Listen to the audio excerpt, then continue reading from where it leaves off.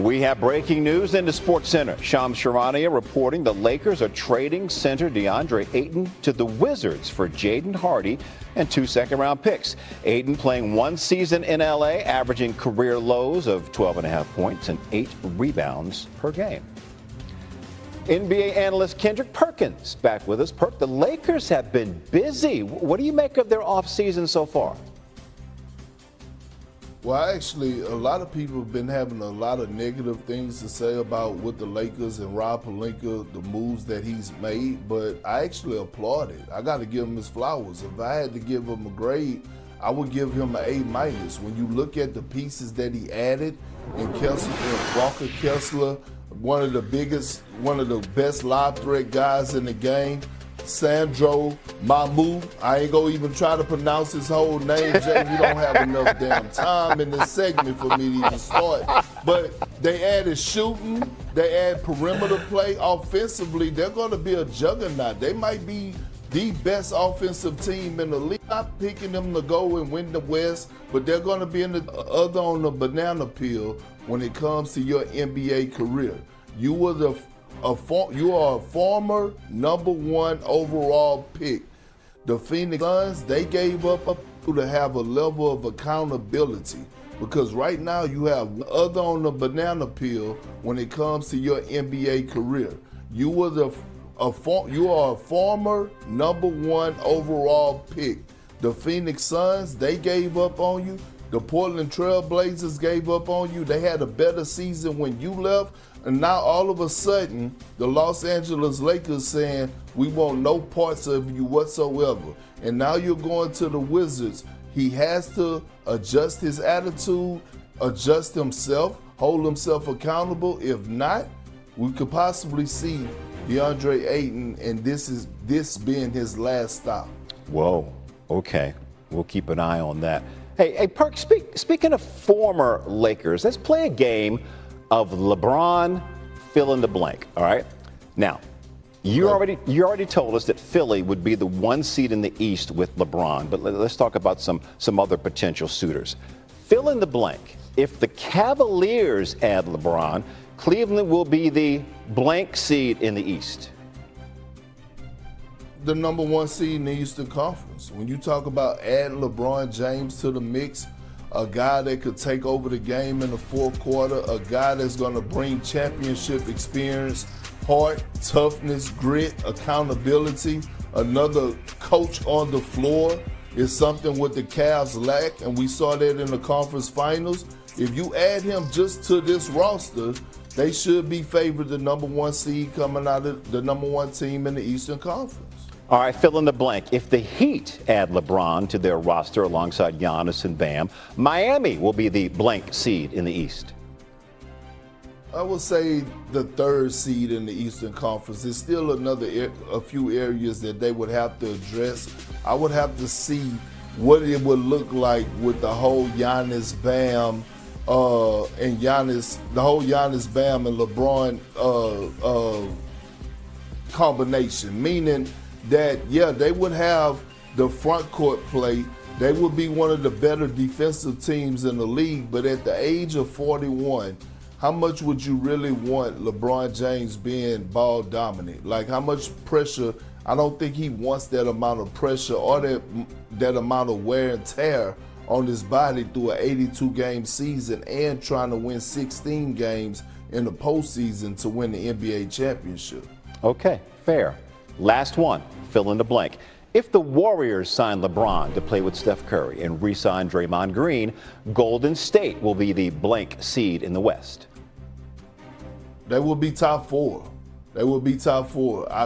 Listen, I can't put them ahead of the Spurs.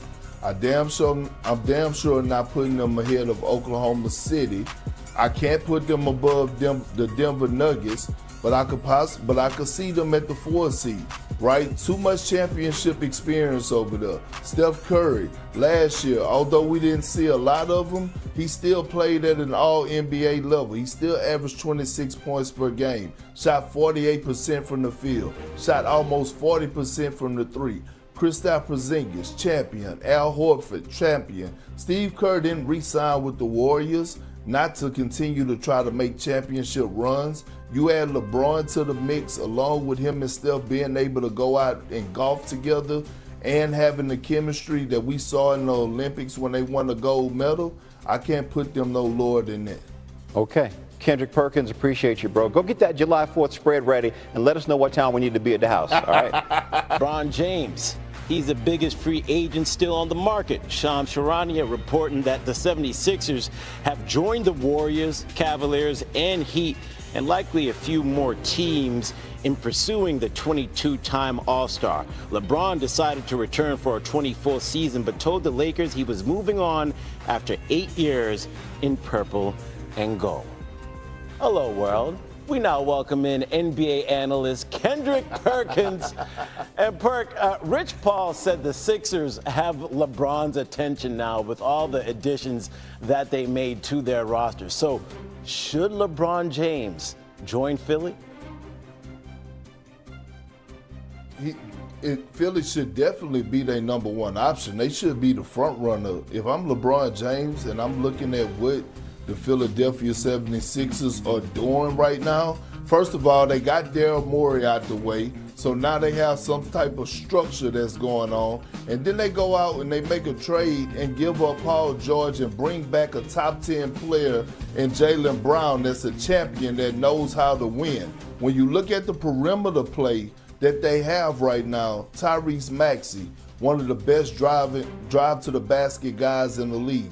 VJ Edgecombe, he's going to continue to take a rise and continue to elevate and get better. And then you look at the signings that they had, going out and getting Dean Wade from the Cavs, right? A guy that's 6'8", 6'9", can stretch the floor. Outside of that, you go and get Anthony Simons. I mean, the Philadelphia 76ers should look like eye candy to LeBron James and should be leading the charge.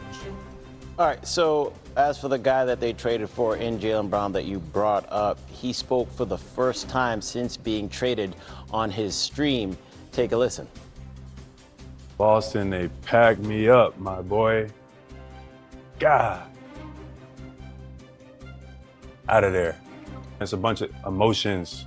I'm still processing everything, so give me some time. But I'm also looking forward to what's to come next. I will say, there was definitely a message being sent, and that message was received. I wasn't thrilled with the amount of respect that was showed during this process. You know, I did feel like it was a lack of respect. At one point it was fine, and out of nowhere it just went left. I definitely think it's more to it. It definitely is more to it. I know Brad is getting a lot of the criticism, but you know, I just wish that more to it could have been explained. I just wish that they had the respect to just tell me exactly what it was, and I would have understood and I would have respected that. I'm losing no sleep. All these people attacking my character, saying intelligence is a disease, or I'm the 7th best player, or I'm not marketable, and they have these anonymous sources because it goes against like the typical mainstream approach. Look, it's an outdated system. It's an outdated system that needs to be updated. Don't shoot the messenger. Chat, where the Sixers fans at? Give me a Philly cheesesteak right now. Ooh, hoo, hoo. All right, Perk, so you heard it. Is Brown right in saying that he was disrespected by Boston? He was, and he should come back with a chip on his shoulder. But let me say this: the statement was very clear. Like, the communication was there. It wasn't voiced, but they made it clear that, hey, Jason Tatum is our guy and you're not. And so we're not afraid of you. We're going to ship you in the same conference to a division rival, and we'll catch you in traffic. Now, does Jaylen Brown make the 76ers better? Absolutely. Did Brad Stevens, drop the ball in the Giannis trade and the way that he lost that to Pat Riley in the Miami Heat? Yes. Does Brad Stevens look dumb as hell right now for trading Jaylen Brown and getting back Paul George? Absolutely. But on the flip side of that, They don't owe you nothing, Jaylen Brown, to be honest with you. They don't owe you any communication. The communication is that Jason Tatum is our guy. We're going into the future with him leading the franchise. Thank you for everything that you've done, but we don't think that you're worth the money that we're going to have to continue to pay you. Whew. Perk, that was so good. We're going to get more on the Eastern Conference for you, so just stick around a little bit. All right, Jay? Yeah, Scooby, let's look at the odds to come out of the East next season, brought to you by DraftKings. The defending champion Knicks still with the best odds in the conference, followed by the Celtics after trading Jaylen Brown away for Paul George. Brown and the Sixers are third, followed by the Pistons, and a tie for fifth between Giannis's Miami Heat and Kawhi's Toronto Raptors. And tried telling all that to someone a couple months ago. All right, back with Kendrick Perkins now. Perk, who should be the favorite to come out of the East? I mean, look, the 76ers and the Toronto Raptors are right there. They should be at the top, but I'm not going to disrespect Big Body Brunson and the New York Knicks. Because although they lost Mitchell Robinson, they still have their core group and their main pieces intact. And they also re-signed Landry Shamet, which was a huge part on why they were able to go and win the NBA championship. So I'm not going to disrespect them, but I will say that the Raptors and the 76ers are on their asses like back pockets. The East has gotten better. The East has gotten stronger. It's no more the Western Conference is the top dog. No, these two conferences have balanced themselves out. By the way, Jay, no one is talking about the Indiana Pacers. They're coming. Tyrese Halliburton being available. They went and got Big Zubac from the Clippers. Pascal Siakam had an all-star year last year. They're going to be right in the thick of things. And by the way, I love the signing of Kelly Oubre Jr., that he's going to be a major piece for them as well. The East is loaded, but I would have the 76ers and the Raptors right there up there behind the Knicks. Those Pacers, by the way, the 8th best odds to come out of the East right now, Perk. Hey,